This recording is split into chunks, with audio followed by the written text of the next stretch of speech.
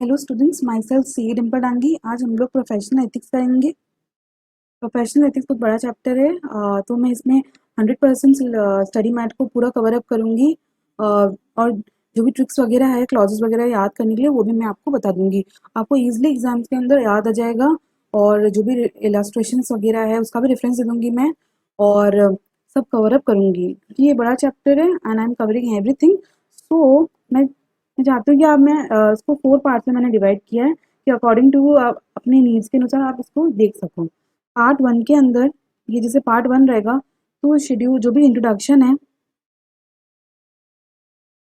Schedule first जो भी first schedule है उसके पहले पहले इंट्रोडक्शन है वो मैं सब पूरा कवर करूँगी। फिर पार्ट सेकेंड के अंदर हम लोग फर्स्ट शेड्यूल करेंगे कंप्लीट।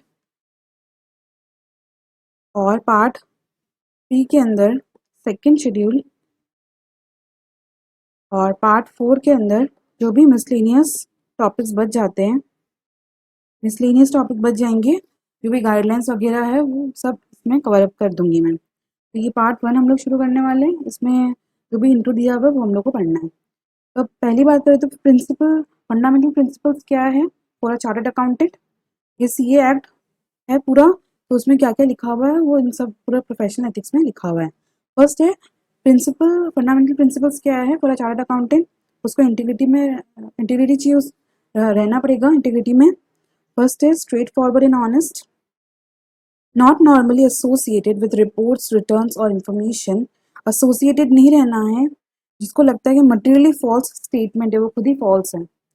फिर provided negligently omits information, such omission would be misleading. तो उसको integrity maintain रखना पड़ेगा। Objectivity की बात करें तो not compromise professional judgment, biasness नहीं रहना चाहिए उसके अंदर, उसको अपना professional judgement should not be affected by the bias or conflict of interest or undue influence. Not undertake professional activity if relationship influence professional judgment.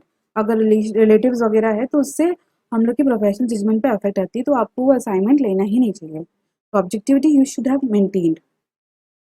Professional competence and due care की बात करें तो attain and maintain professional knowledge, अपने आप को update रखो। Act diligently, exercise sound judgement in applying professional knowledge and skills. Continuing आपको awareness रखना पड़ेगा of the technical professional business development and responsibility to act with requirement of assignment carefully, thoroughly and timely. आपको timely manner पे आपके assignments को complete करना पड़ेगा। फिर आता है कि कॉन्फिडेंशियलिटी की बात करें तो अकाउंटेंट शेल क्या रखना पड़ेगा एज एन अकाउंटेंट, आपको maintain confidentiality of information, confidentiality of information with in the firm.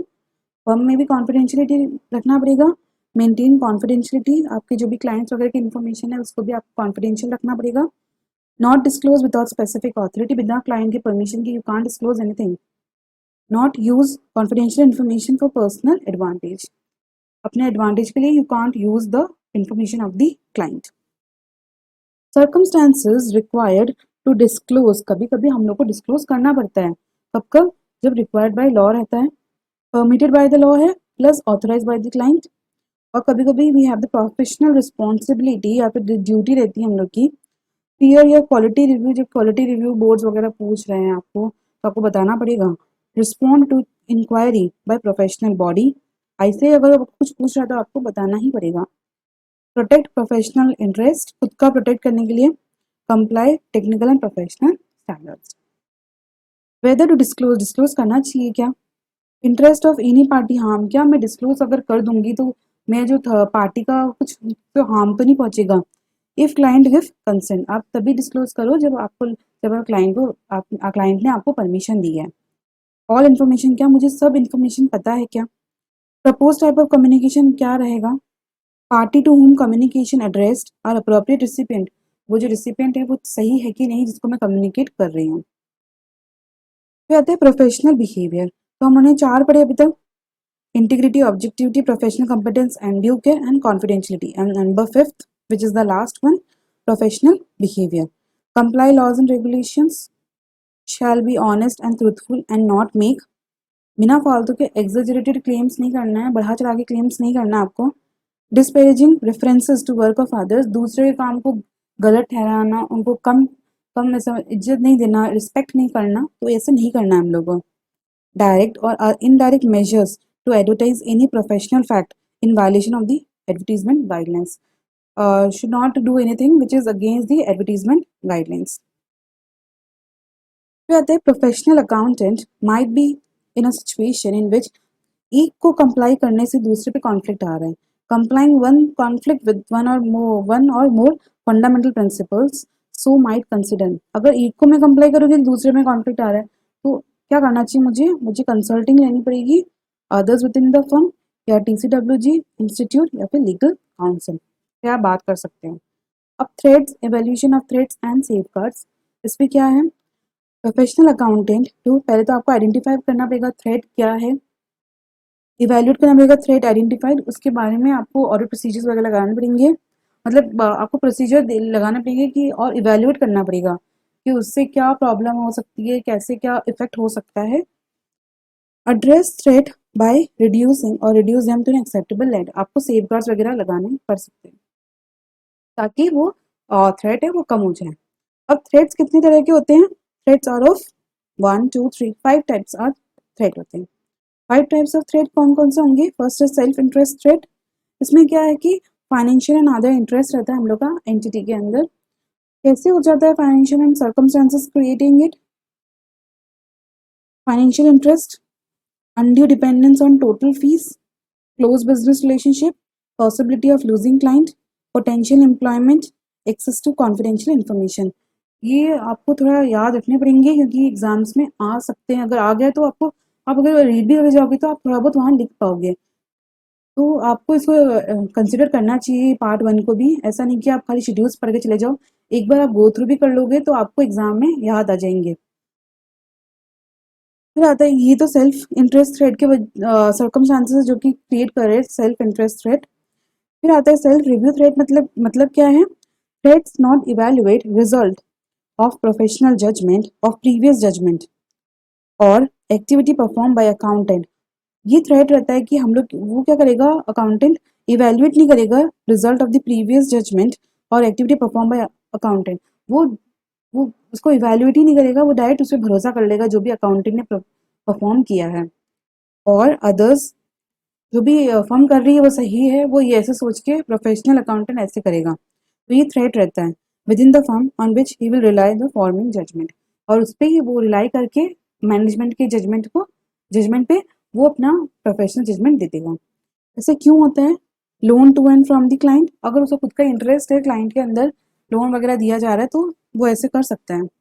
Financial interest है participating in incentive compensation arrangement, access to corporate assets for the personal use and gifts और special treatment अगर उसको मिलता है from supplier of the employing organisation. फिर था advocacy threat professional accountant promote client position to a position that his objectivity is compromise. उसके अंदर objectivity compromise हो जाएगी, वो ऐसा काम करेगा जिससे उसकी ऑब्जेक्टिविटी कॉम्प्रोमाइज रहेगी. Promoting shares, acting as advocate, उसका एडवोकेट बन रहा है वो. Behalf of the client in litigation with third party, lobbying in favour of legislation on behalf of client. अगर वो ये सब करेगा तो एक एडवोकेसी थ्रेड क्रिएट होता है. Familiarity threat due to close relationship वगैरह है with client. Professional accountant will be close relationship है with the client and professional accountant will be too accepting their work. वो जैसा कर रहे हैं वो एक्सेप्ट कर लेगा. क्लोज या इमीडिएट फैमिली रिलेशनशिप है विद द डायरेक्टर या फिर ऑफिसर या with the employee of client position to exert significant influence. वो उसके एम्प्लॉयज के साथ है जो कि सिग्निफिकेंट इन्फ्लुएंस डाल सकता है. और लॉन्ग एसोसिएशन है अगर तो. इंटिमिडेशन थ्रेड की बात करें तो thread that accountant will deterred from acting objectively because perceive pressure है, उसके पास बहुत प्रेशर है. और प्रेशर कैसे क्रिएट होता है, थ्रेटन विद डिसमिसल, आपको निकाल दिया जाएगा, ये उसके डर रहता है उसके मन में. Feeling pressure to agree with the judgement of the client and planned promotion not occur unless. और जब तक अकाउंटेंट अग्री नहीं करेगा तब तक प्रमोशन वगैरह नहीं हो पाएंगे. फिर आता है इवैल्यूएशन करना है हम लोग को. एक्सेप्टेबल लेवल, इसमें दो तरह के होते हैं. एक एक्सेप्टेबल होता है reasonable and third party, reasonable and inform third party. इसमें क्या है कि एक्सेप्टेबल लेवल में क्या है कि level at which reasonable and third party test conclude accountant complies with fundamental principles. Third party third party को ऐसा लगना चाहिए कि हाँ अकाउंटेंट सच में कंप्लाई कर रहा है, तो उसको बोलेंगे एक्सेप्टेबल लेवल। तो यहाँ तक मुझे अपने थ्रेड को यहाँ तक ले जाना पड़ेगा कि थर्ड पार्टी को भी लगे कि I am complying with the fundamental principles laid down in the act. So the reasonable and informed third party test क्या होता है कि same conclusion likely to be reached by another party who weighs all facts and circumstances of the order. Same conclusion जो opinion वगैरह दे रहा है वो same दूसरा पार्टी भी अगर वो भी वही देता अगर उसको सर्कमस्टांसेस और फैक्ट्स के बारे में पता होता, मीन्स इसमें कोई बायस वगैरह नहीं है और वो ठीक से काम कर रहा है अकाउंटेंट। अब आता है एड्रेसिंग थ्रेट्स। थ्रेट को हम कैसे कम करें और एक्सेप्टेबल लेवल तक कैसे लेके आए। Eliminating circumstances that creating threat by applying the safeguards लगा के कर सकते हैं। डिक्लाइनिंग प्रोफेशनल एक्टिविटी, या तो आप एंगेजमेंट एक्सेप्ट ही मत करो। फिर आता है safeguards. Additional time and qualified personal लगाओ अगर आपको लगता है कि सेल्फ इंटरेस्ट थ्रेट है तो। ये क्या एड्रेस करेगा, ये सब करने से क्या एड्रेस होगा, क्या कम होगा।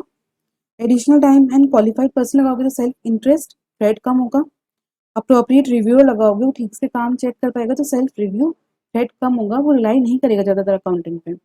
डिफरेंट पार्टनर्स लगाओगे तो self review, advocacy and family threat address होंगे। Involving another firm to perform or reperform part of the engagement, सब थ्रेट्स कम हो जाएंगे ऐसे करने से। सेपरेटिंग टीम्स करने से होगा, सेल्फ इंटरेस्ट थ्रेट एड्रेस होगा, मतलब कम होगा। नॉन कंप्लाइंस, अभी ये एडेड हुआ है नो क्लास करके, non compliance with laws and regulations. Non compliance with laws and regulations, omission और कमीशन, इंटेंशनल और unintentional, contrary to prevailing laws and regulation committed by client, TCWG management or other individual work under direction of the client। वो लोग क्या कर रहे हैं कि वो लोग जहाँ मुझ के ओमिट वगैरह कर रहे हैं और लॉज एंड रेगुलेशन को नॉन कंप्लाई कर रहे हैं ये लोग। तो फिर आता है example covered in NOCLAR. ये लोग क्या कर रहे हैं, फ्रॉड कर रहे हैं, corruption, bribery, money laundering, security market and trading, banking and other financial products, data protection, environmental protection, public health, tax and pension liability. अब डिफरेंस क्या है 250 और नो क्लास के अंदर, वो हमने पढ़ा था ना 250। अब इसमें और इसमें क्या डिफरेंस है। एप्लीकेबल होता है only to the audit and not other assurance engagement, only for the audit. यहाँ क्या है, on professional accountant in service and in practice other than audit, ये अदर देन ऑडिट पे एप्लीकेबल होता है for the professional accountant. Auditor की responsibility क्या होती है ऐसे 250 के अंदर, for laws having direct effect on determination of material amount and disclosure in financial statement and other laws and regulation not have direct effect but compliance fundamental to operating aspects of the entity of the business. वो देखिएगा कि direct effect किस किस का आ रहा है, financial में direct effect आता है या फिर कोई not having the direct effect but compliance जरूरी है फॉर द बिजनेस के लिए।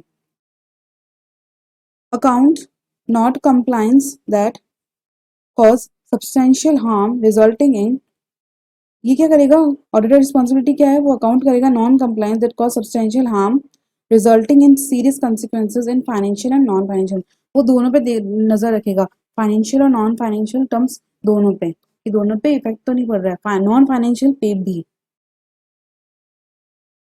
स्टेक होल्डर की बात करें, यहाँ तो डिफाइन करके रखा है 250 में अंदर, पर यहाँ बता के रखा है effect of non compliance on investors, creditors, employees, public. Disclosure matter to appropriate authority to mitigate consequences of breach, यहाँ कोई अथॉरिटी को आपको डिस्क्लोज करना पड़ेगा क्या, यहाँ कोई प्रोविजन वगैरह कुछ है नहीं, यहाँ पर है आपको डिस्क्लोज करना पड़ता है अप्रोप्रिएट अथॉरिटी को। एप्लीकेबिलिटी ऑफ नो क्लास, अभी कैसे हो रहा है कि प्रैक्टिस के समय असाइनमेंट ऑफ लिस्टेड एंटिटीज के अंदर हो रहा है, सर्विस के अंदर employee of listed entities only, तो ये एप्लीकेबिलिटी है ऑफ द नो क्लास। फिर आता है steps for responding to the NOCLAR. अब आपको लग जाता है कि नॉन कंप्लायंस हो रहा है तो अब क्या करोगे, obtain understanding of the matter, फिर इसको एड्रेस करेंगे, seeking advice, further action needed, अगर फर्दर एक्शन नीडेड है क्या, पहले अंडरस्टैंड करोगे आप मैटर को, फिर उसको देखो एड्रेस करोगे, फिर अगर किसी से एडवाइस लेनी तो आप लोगे और फिर देखोगे फर्दर कुछ एक्शन मेरे को लेना है क्या। Disclose matter to appropriate authority, क्योंकि मैंने बताया था नो क्लास के अंदर अप्रोप्रिएट अथॉरिटी को बताना पड़ता है, तो यहाँ डिस्क्लोज करना पड़ेगा अप्रोप्रिएट अथॉरिटी को, and imminent breach and documentation. ये स्टेप्स है आपके नो क्लास के। Additional document requirement, how management और टीसीडब्ल्यूजी रिस्पॉन्डेड, ये हम लोग को डॉक्यूमेंटेशन करना पड़ेगा कि टीसीडब्ल्यूजी और मैनेजमेंट ने कैसे रिस्पॉन्ड किया नो क्लास को। Course of action considered and judgement made, how accountant satisfied responsibility of public interest fulfilled, वो देखिएगा कि पब्लिक इंटरेस्ट फुलफिल्ड हो रहा है कि नहीं। This documentation in addition to the SA, ये क्या है, एडिशनल है इन कंपैरिजन, मतलब ऐसे तो है वो और ये एडिशनल डॉक्यूमेंट है। ऐसे रिक्वायरमेंट क्या बोलता है नो क्लार्क के लिए, मतलब लॉज एंड रेगुलेशन का अगर आप कंप्लाई नहीं करते हो तो significant matter arise, conclusion reached and professional judgement made, discussion of significant matter with the management और TCWG and identified and suspected non compliance. तो ये जो भी documentation is in addition of the SA है, और ऐसे रिक्वायरमेंट क्या है ये, और पर ये एडिशनल इन्फॉर्म डॉक्यूमेंटेशन करना पड़ेगा आपको। अब आता है मेंबरशिप के बारे में बात करें तो पर्टिकुलर ऑफ द रजिस्टर, आपको full name, date of birth, residential address, date of entry in register, जो मेंबर का मेंबरशिप की रजिस्ट्रेशन रजिस्टर होता है, जब सीए बनने के बाद मेंबरशिप के लिए अप्लाई करते हैं हम लोग, तो वो लोग के पास एक रजिस्टर होता है जिसमें ये सब पर्टिकुलर्स रहता है। Full name, date of birth, residential address, date of entry in register, qualification, member hold. ऐसा आता है कि आप जब आप रजिस्ट्रेशन कराओगे ना मेंबरशिप का, तो वहाँ पूछ लेगा कि आपको सीओपी चाहिए कि नहीं, तो ये मेंबर जो जो होल्ड कर रहे हैं सीओपी उनका नाम आ जाएगा। Other prescribe particulars. अब टाइप्स ऑफ मेंबर्स आते हैं, फर्स्ट आते हैं एक एसोसिएट वाले और एक आते हैं फेलो वाले। एसोसिएट क्या है, whose name entered in register entitled to use ACA after his name, तो अपने नाम के आगे एसीए वो जोड़ सकता है, तो उसको बोलते हैं एसोसिएट। फेलोज कौन कौन होते हैं, एसोसिएट जो कि continuous practice in India for at least 5 years, practice पे हैं वो 5 सालों से प्रैक्टिस कर रहा है, और अगर more than 5 years and experience, अगर उसके पास लेस देन 5 years का भी एक्सपीरियंस है, प्रैक्टिस कर रहा है वो लेस देन 5 years का भी, and experience equivalent to experience normally acquired as result of continuous practice of 5 years, उसके बाद अगर 5 साल से भी कम का इंटरेस्ट है पर वो इक्विवेलेंट, उसने कुछ एक्सपीरियंस उसके पास जिससे वो इक्विवेलेंट 5 years तक का एक्सपीरियंस हो है उसके पास, एटलीस्ट उसको ऐसे अक्वायर हो चुका है अपन, तो वो भी फेलो कैटेगरी में आएगा। एफसीए आफ्टर इज नेम, वो अपने एफसीए आगे जोड़ पाएगा नाम के। रिमूवल, कब रिमूव कर सकते हैं, डेड हो जाए, request received, not paid prescribe fees, अगर आप सीए बनने के बाद अगर मेंबरशिप पे अप्लाई करोगे तो वहाँ पर आपको कुछ फीस देनी पड़ती है, तो वो हर ईयरली देनी पड़ती है, अगर आप नहीं दोगे तो आपका नाम रजिस्टर से हटा दिया जाता है। फाउंड सब्जेक्ट टू डिसेबिलिटी, कुछ डिसेबिलिटी अगर उसमें आ जाए तो। रिस्टोरेशन ऑफ मेंबरशिप, फिर से कैसे नाम जोड़ सकते हैं, application plus fees made with in the same year of removal, जब एप्लीकेशन दे दिया आपने और साथ में फीस भी दे दी है within the same year of removal, तो डेट ऑन विच रिमूव्ड, तो रिस्टोरेशन डेट क्या होगी आपकी, जब उन्होंने आपका नाम हटाया था। Removal under order of board of disciplinary committee, appellate authority या हाई कोर्ट की वजह से आपका नाम हटा था, तो उनके ऑर्डर के अकॉर्डिंग, एंड अदर केसेस के अंदर date on which application and fees are received. Any person who not member represent he is a member or use designation CA, बिना मेंबरशिप के you can't use the word CA, और आप ऐसे बता रहे हो कि आप मेंबर हो और सच में हो नहीं, और being member not have COP है, मेंबर तो हो पर COP नहीं है, और रिप्रेजेंट कर रहे हो कि आप प्रैक्टिस में हो, मीन्स आप अप्लाई कर रहे हो मेंबरशिप के लिए, only you are paying for the membership not for the COP, और आप प्रैक्टिस कर रहे हो, वो पनिशेबल, अगर पहली बार किया आपने फर्स्ट कन्विक्शन के लिए, एक्सटेंड टू 1000 रुपीज अगर लग जाएगा आपके ऊपर, and subsequent imprisonment, and subsequent किया तो इम्प्रिजमेंट एक्सटेंड टू 6 month, और फाइन विच में एक्सटेंड टू 5000, और बोथ आपको बोथ फिर 6 महीने की जेल या फिर फाइन लग सकता है आपको 5000 का, या फिर दोनों। अब आता है सीए इन प्रैक्टिस, सीओपी क्यों लेते हैं, सिग्निफिकेंस ऑफ सीओपी क्या है, no member entitled to practise India या फिर बाहर unless obtained COP, if member is suspended and not holding COP cannot in any other capacity take up any practice separable from his capacity to practice as a member as he is bound by the same. अगर आपका COP है वो जो क्या cancel हो चुका है, suspend हो चुका है एंड आप अभी आपका COP नहीं है, तो आप कोई दूसरा काम भी नहीं कर सकते हो जो आप एज अ मेंबर आप करते थे पहले, एज अ मेंबर की कैपेसिटी में आप करते थे. Appearing before the IT authority he is doing so in the capacity of C.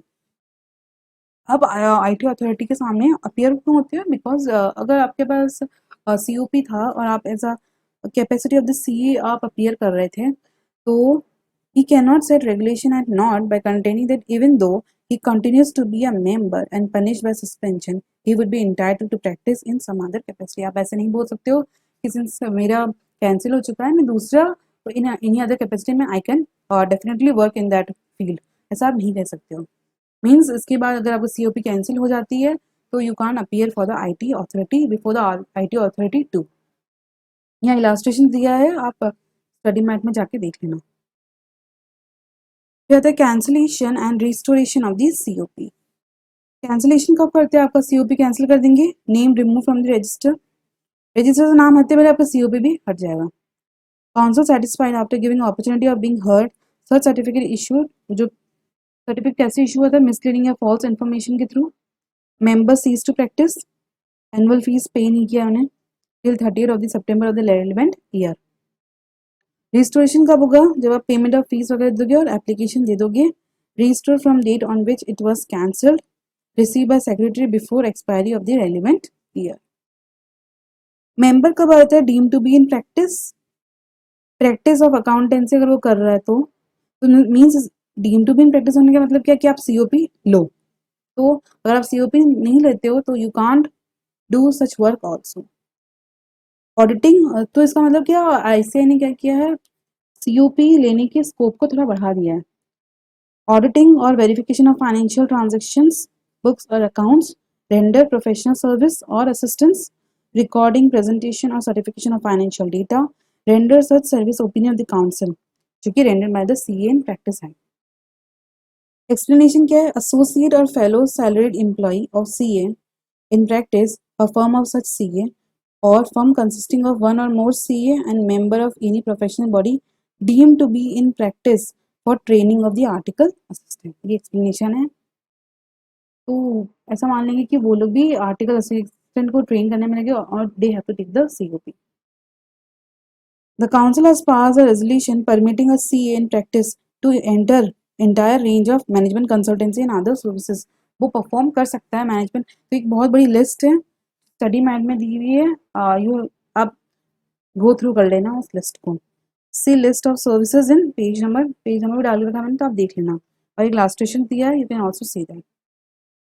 Illustration आप देखोगे तो आपको समझ में आएगा किस तरह से प्रोविजन लिखना है, फिर उसके बाद इंट्रो देना है, फिर कैसे क्या लिखना है, कंक्लूजन कैसे लिखना है, you will able to know it.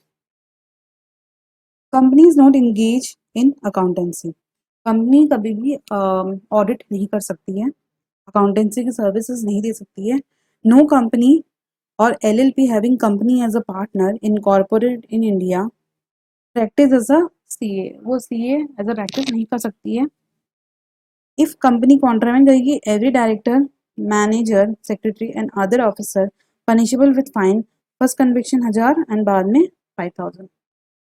Member in practice prohibited from using designation other than CA. वो ओनली वर्ड CA यूज कर सकते हैं और कोई भी नहीं यूज कर सकते हैं. Member permitted to use word chart CA before name. Member in practice cannot use any designation other than CA, but member not in practice and does not use designation of CA may use any other description. वो कोई other description use कर सकते हैं, पर member in practice कोई designation use नहीं हो सकता अदर देन CA. पर जो मेंबर जो कि सर्विस वगैरह कर रहे हैं, क्योंकि प्रैक्टिस में नहीं है अभी, but they are doing the service, they can use some other descriptions too. Other qualifications की बात करें तो member may apply and obtain registration as category 4. कौन कौन से और काम वो कर सकता है? Member may apply and obtain registration as category 4 merchant banker under SEBI in clients company, offer documents and advertise name and address of CA. In clients company क्या होगा, वो ऑफर कर सकता है document and advertisement name and address of the CA under caption advisory consultant to the issue may be indicated. वहाँ ऐसा लिख सकते हैं हम लोग, advisory consultant to the issue, CA ये है उसके जगह पे ऐसा लिख सकते हैं हम लोग। Cannot mention position director in company, member of political party, position in company. You can't use these positions. Cannot designated as कौन कौन से अदर क्वालिफिकेशन से मीन्स कोई अदर सी एस सी कोई और दूसरे क्वालिफिकेशंस है वो क्या यूज़ कर सकते हैं, कौन से नहीं यूज़ कर सकते। यहाँ as a category for merchant banker he can apply. Cannot designate as a cost accountant but can use letter ACMA associates and FCMA after his name। फिर आता है cannot state in professional document that he is a income tax consultant, ऐसा तो लिख ही नहीं सकते।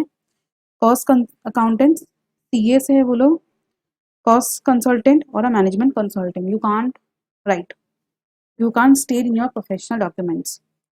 Can appear before various authorities including company law board, income tax appellate tribunal, sales tax tribunal, not entitled to use designation corporate lawyer, you can't use the word corporate lawyer। Not permitted to use initials CPA on their visiting cards। Eligible to practice as CS and cost accountant but not use designation simultaneously with designation CA।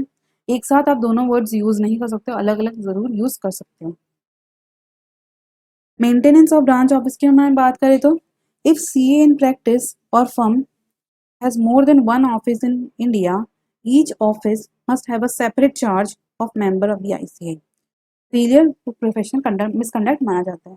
अगर कोई CA है वो practice कर रहा है, उसके एक से ज़्यादा ऑफिस है, तो हर एक ऑफिस के अंदर एक CA होना चाहिए। पर यहाँ कुछ एग्जेम्पशन दी हुई है, given to the member practising in the hilly areas. जो हिली एरियाज में करते हैं, condition apply to any additional office situated at a place beyond 50 kilometres from the municipal limit in which any office is situated. ऐसा क्यों लिखा हुआ है, because अगर वो विद इन 50 किलोमीटर्स होता है तो वैसे ही एग्जेम्पशन मिल जाती है। आगे हम लोग पढ़ेंगे अभी उसको क्या एग्जामेशन है कि वो सब्जेक्ट्स टू द कंडीशंस क्या क्या है, कौन से कंडीशंस को फुलफिल करने पड़ेंगे। Open temporary office in city in plains for limited period, 3 महीने से ज़्यादा वो नहीं ओपन कर सकता है। Regular office not need not be close during this period, बंद मत करना आप रेगुलर ऑफिस को। Name board in temporary office not displayed at times other than period such office permitted to function. It means maximum 3 महीने के लिए वो जो नेम बोर्ड्स को आप लगा सकते हो टेम्पररी ऑफिस के अंदर। Temporary office not mention in letter head, के लेटर हेड में मत दिखाना। Visiting cards and other documents before commencement of every winter obligatory, आपका विंटर शुरू होने से पहले पहले आप क्या करना, ऑब्लिगेटरी इन्फॉर्म कर देना ICI को। Opening the temporary office for a particular date, किस डेट से मैं अपना ऑफिस ओपन करूंगी, and after the office is closed at the expiry of the period of permission and intimation send to the office of by register post. बंद करते समय भी आप भेज देना ICI को। Separate charge of the member of ICI, क्या है इसका मतलब, CA in charge of branch of another firm associated with him or with firm either as partner or paid assistant must be whole time. वो क्या होना चाहिए कि whole time employment में होना चाहिए। वो आइदर एक पार्टनर हो सकता है या फिर पेड असिस्टेंट हो सकता है। मेंबर इज एक्चुअली एसोसिएटेड का मतलब क्या है कि वो सच एसोसिएशन डीम टू एग्जिस्ट। यहाँ क्या लिखा हुआ है, CA in charge of the branch of another firm associated with, वो CA के साथ एसोसिएटेड होना चाहिए और with the firm. Member is actually associated such association deemed to exist if member resides in a place where office situated or attend office not less than 182 days a year। या तो वो वहाँ रहता हो और या तो वो ऑफिस या तो वो अटेंड करता हो 182 डेज, तो मिनिमम वो अटेंड करेगा ही ऑफिस, तो उसको हम लोग मानेंगे कि वो हाँ ठीक है वो मेंबर और एसोसिएटेड है। Member can be in charge of 2 offices is located in one and the same accommodation. अगर एक ही अकोमोडेशन में है तो एक ही मेंबर 2 ऑफिस का इंचार्ज हो सकता है। अगर एक ही बिल्डिंग के अंदर 2 ऑफिस है तो इंचार्ज दोनों का हो सकता है। Ma'am no bar in putting name board in place of residence with designation CA individual member not the firm. वो एक इंडिविजुअल अगर प्रोप्राइटर है तो वो अपने घर के बाहर नेम बोर्ड पे नेम बोर्ड लगा सकता है, ना कि अगर फर्म है तो नहीं लगा सकते हैं। Exemption second office without separate charge provided. तो क्या एग्जाम्शन है? फर्स्ट है कि सेकेंड जो ऑफिस है located in the same premise in which the first office is located, same premises के अंदर है, सेम यहाँ वाला सेम प्रेमाइसेस के अंदर है, तो सेपरेट इंचार्ज होने की जरूरत नहीं है। सेम सिटी में है फर्स्ट ऑफिस और सेकंड ऑफिस, इसका मतलब कि वो एक ही सिटी में रह के दोनों का काम वो इजिली संभाल सकता है, इसलिए दो so there is no need for a second incharge. यहाँ इलास्ट्रेशन से आप देख लेना। Second office located within distance of 50 kilometres from municipal limit of city in which first office is located. Example की फर्स्ट ऑफिस ऐसे located है, वो head office है, और यहाँ इसका म्युनिसिपल लिमिट है इन दोनों का, और सेकंड ऑफिस है जो सिटी वाई के अंदर है और फर्स्ट ऑफिस सिटी एक्स के अंदर है। फर्स्ट ऑफिस सिटी एक्स के अंदर, सेकंड ऑफिस सिटी वाई के अंदर, और ये इनकी म्युनिसिपल लिमिट है। तो ये within from the distance of 10 kilometre from the municipal limit in which the first office situated, वो first situated distance of 50 kilometre है तो चलेगा, तो you don't have to have a second incharge. फिर आता है कि a member having two offices of the type referred to above shall have to declare which of the two offices is the main office। आपको declare करना पड़ेगा कि first office है second office कौन सा आपका मेन ऑफिस है। which would consider his professional address, जो हम लोग उसका professional address in the register of the members में मानेंगे। केवाईसी नॉर्म्स की बात करें तो for CA in practice where client is individual या फिर प्रोप्राइटर, तो क्या क्या लेना पड़ेगा? General information, name, PAN, business, जो भी क्लाइंट होगा उसको सीए को क्या क्या लेना पड़ेगा क्लाइंट से। If the client is an individual और द प्रोप्राइटर, नेम वगैरह, pan, business description, copy of last audited financial statement, types of engagement, review है या फिर ऑडिट है, क्या है, एश्योरेंस वगैरह क्या है, आपको लेना पड़ेगा उनसे। कॉर्पोरेट एंटिटी है तो name, address, business, name of the parent in case of subsidiary, copy of last audited financial statement, type of engagement, PAN, CIN, director name and address, DIN वगैरह आपको लेने पड़ेंगे। नॉन कॉर्पोरेट एंटिटी है तो name, PAN, business address, partner का name and address with PAN, Aadhaar और the DIN number, और copy of the last audited financial statement and type of engagement. तो ये आपके केवाईसी नॉर्म्स हैं। डिसिप्लिनरी प्रोसीजर के बारे में बात करें कि अगर आपने कुछ गलत कर दिया तो आप पे कैसे एक्शन वगैरह लेती है ICAI. Receipt of complaint along with prescribed fees or information against member of ICAI, अगर उसने प्रोफेशनल मिसकंडक्ट किया या फिर अदर मिसकंडक्ट किया है तो वो क्या करेगा, डिसिप्लिन डायरेक्टरेट प्राइमा फेशिया दिखेगा, ऊपर ऊपर से दिखेगा कि गिल्टी है कि नहीं है। अगर उसको लगता है ऊपर से देखने से कि हाँ सच में गिल्टी है ये, और वो फर्स्ट शेड्यूल में फॉल कर रहा है या फिर सेकंड शेड्यूल में फॉल कर रहा है, वो देख रहा है कि फर्स्ट शेड्यूल में फॉल कर रहा है, तो place the matter before BOD. तो ये फर्स्ट शेड्यूल और मैटर किसके पास जाएगा? बीओडी के पास जाएगा, बोर्ड ऑफ डिसिप्लिन। अगर बोर्ड ऑफ डिसिप्लिन क्या होता है, हाँ एक्सेप्ट कर लेता है कि हाँ सच में वो गिल्टी है, या नहीं एक्सेप्ट करता है। अगर उसको लगता है कि हाँ एक्सेप्ट कर लिया, वो इंक्वायरी वो लोग स्टार्ट करेंगे, और इंक्वायरी वगैरह करने से पता चला कि हाँ सच में गलत निकला है इसने, सच में उसने फर्स्ट शेड्यूल के अंदर मिसकंडक्ट किया है, तो उनको उसको क्या करेंगे, reprimand the member, remove name कर देंगे up to a period of 3 months, और उस पर इम्पोज कर देंगे fine up to 1 lakh rupees का उससे फाइन लग जाएगा। अगर उसको लगता है कि प्राइम, वो लोग क्या कहते हैं रिजेक्ट कर देते, नहीं नहीं उसने कोई फर्स्ट शेड्यूल में कोई गलती नहीं की है, क्लोज द मैटर, खत्म, मैटर खत्म हो जाता है। फिर आता है कि फॉल, अब उनको लगता है कि गिल्टी तो है पर ये सेकेंड शेड्यूल में फॉल कर रहे हैं। Please the matter before disciplinary committee, यहाँ बोर्ड ऑफ डिसिप्लिन के पास गया था फर्स्ट शेड्यूल का मैटर, सेकेंड शेड्यूल का मैटर डिसिप्लिनरी कमिटी के पास जाएगा, वो लोग एक्सेप्ट करेंगे, रिजेक्ट करेंगे। रिजेक्ट करते थे क्लोज द मैटर, अगर एक्सेप्ट कर लेते हैं वो लोग तो वो लोग इंक्वायरी कंडक्ट करेंगे, उनको भी लगेगा कि हाँ गलती किया है कि नहीं, गिल्टी है कि नहीं। अगर नहीं है तो क्लोज द मैटर, अगर लगता है कि हाँ यस सेकेंड शेड्यूल में उसने प्रोफेशनल वगैरह अदर मिसकंडक्ट किया है, तो वो रिप्रीमेंड द मेंबर, रिमूव नेम कर देंगे ऑफ द मेंबर परमानेंटली और फॉर ड्यूरेशन, यहाँ परमानेंटली रिमूव कर सकते हैं, इम्पोज 5 लाख के तक की पेनल्टी आ सकती है। फिर आता है कि any member of the director discipline agree by the order, अगर उनको लगता है कि ठीक से इन्होंने बोर्ड ऑफ डिसिप्लिन ने या फिर डायरेक्टर जो डिसिप्लिन है वो लोग अग्रीव्ड है, जो भी मेंबर है या फिर डायरेक्टर या डिसिप्लिन वाले हैं वो लोग क्या अग्रीव्ड है बाय द बोर्ड और डिसिप्लिनरी कमेटी, तो ये या फिर ये डिसिप्लिनरी डायरेक्टर अग्रीव्ड है, ठीक से डिसीजन नहीं लिया डिसिप्लिनरी कमेटी ने या फिर बोर्ड ऑफ डिसिप्लिन ने, या तो जो मेंबर है वो खुद एग्रीव्ड है, तो ये दो पार्टी एग्रीव्ड हो सकती है, एक तो डिसिप्लिनरी डायरेक्टरेट और एक member because of the decision of the disciplinary committee या फिर बोर्ड ऑफ डिसिप्लिन। तो वो लोग कर सकते हैं, अपील कर सकते हैं within 90 days to the appellate authority, appellate authority के पास जा सकते हैं। एपेलेट अथॉरिटी क्या करेगा, इट कैन, वो क्या कर सकता है, कंफर्म, मॉडिफाई और set aside the order, impose, set aside, reduce और इनहेंस द पेनल्टी, या पेनल्टी को बढ़ा भी सकता है कम भी कर सकता है, remit the case to the board of discipline और डिसिप्लिनरी कमेटी फॉर रिकंसिडरेशन।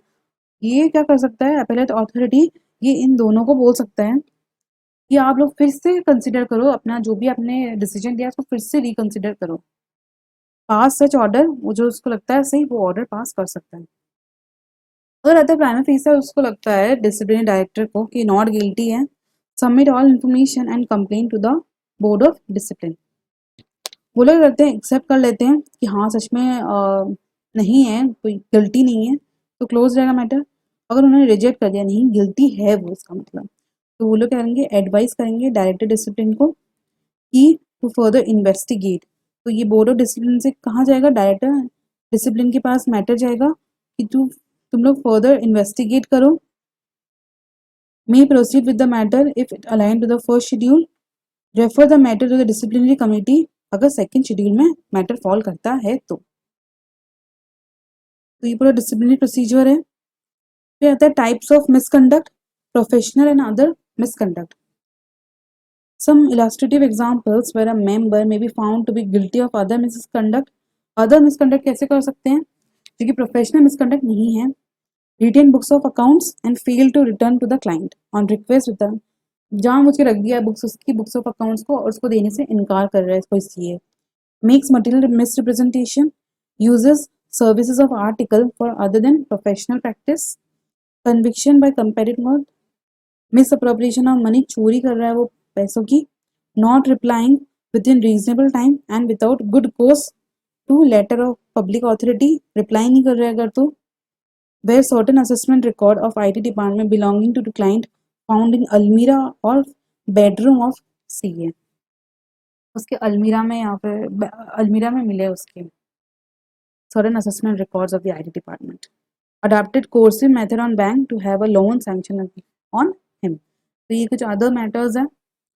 अब क्या क्या शेड्यूल्स आते हैं, शेड्यूल्स की बात करें तो मेन फर्स्ट और सेकंड शेड्यूल है, टाइप्स ऑफ शेड्यूल में फर्स्ट एंड सेकंड, और इसमें भी पार्ट 1, पार्ट 2, पार्ट 3, पार्ट 4, और सेकंड शेड्यूल में 3 पार्ट्स है, इसमें 4 पार्ट्स हैं, इसमें 3 पार्ट्स हैं। फर्स्ट जो पार्ट आता है वो किस पे बात करता है, जो कि प्रैक्टिस के अंदर है, और यहाँ सर्विस वालों के लिए आता है, और यहाँ बोथ के लिए आता है, और यहाँ अदर मिसकंडक्ट के बारे में आता है। ये 3 रहते हैं प्रोफेशनल मिसकंडक्ट के बारे में, और ये अकेला रहता है अदर मिसकंडक्ट के बारे में। यहाँ नंबर ऑफ क्लॉसेस कितने हैं, 12, यहाँ 2, यहाँ 3 और यहाँ 2, तो ऐसे इस टाइप के। और यहाँ पर professional misconduct for the practice, ये प्रैक्टिस वाले के लिए है, और ये जनरली बोथ के लिए है, और यहाँ ये अदर मिसकंडक्ट है। यहाँ 10, 4 एंड 1, इस तरह से नंबर ऑफ क्लॉजेज हैं।